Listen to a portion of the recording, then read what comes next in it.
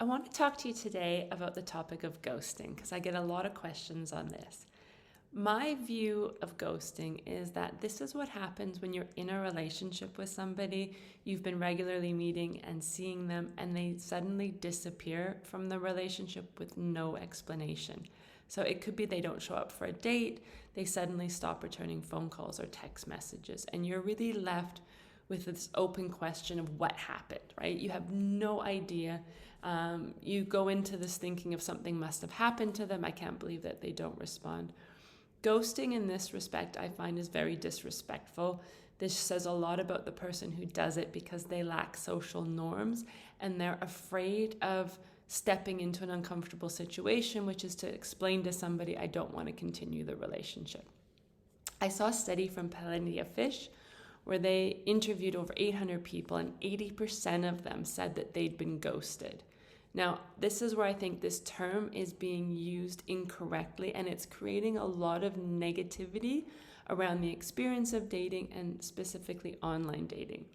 So what a lot of people refer to is the fact that if you connect with somebody online, you start chatting with them and suddenly they disappear from the conversation without an explanation.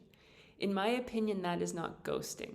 I don't think it's polite. I wouldn't recommend that you do it, but it happens all the time. And when you call it ghosting, you sensationalize it and you make it this major negative event, when in actuality, it's simply someone started chatting with you and they didn't continue the conversation. It's simply like if you met somebody in a bar and suddenly they say, I got to go to the bathroom, and they never came back. Okay? It's not polite. It's not nice, but it's also not the end of the world. And if you say, I've been ghosted 3 times online, I don't want to online date anymore, you're using that as an excuse to stop yourself from putting yourself out there. Okay? This also happens with the dating process, and this is not unique to online dating, but if you go on a date with somebody and you don't hear from them after the date, they don't ask you out on a second date, or you don't get a message or a call saying, I had a really nice time, I want to see you, people are also labeling that as ghosting. That's actually a normal part of dating. If you go out and meet somebody and you don't want to see them again, you have 2 options. You either say at the end of the date, thank you, but I don't think I want to continue. Or people who are a bit more shy and timid and don't feel comfortable simply don't call again, or they don't respond when you ask them out because they don't want to hurt your feelings and say no.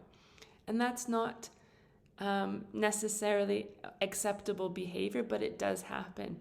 I just want to encourage you, though, to not label it as something so negative and allow that to stand in your way of, continuing the dating process. So ask yourself as well if you've ever done that to somebody else. Has somebody continued a conversation that you didn't want to continue and you stopped responding?